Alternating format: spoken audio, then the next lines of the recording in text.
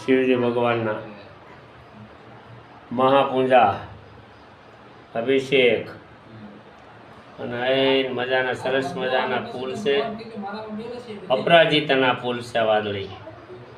તો અપરાજિતાના ફૂલથી ભગવાન સદાશિવને આજની મધ્યાહન એટલે બપોરની મહાપૂજા શિવજી ભગવાનને આજે અમે અત્યારે અર્પણ કરી.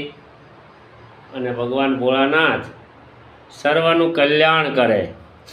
સર્વ ભવંતુ સુખિનઃ સર્વ સંતુ નિરામયા સર્વ ભદ્રાણી કચ્છિદમાં દુઃખ ભાગ ભવેત.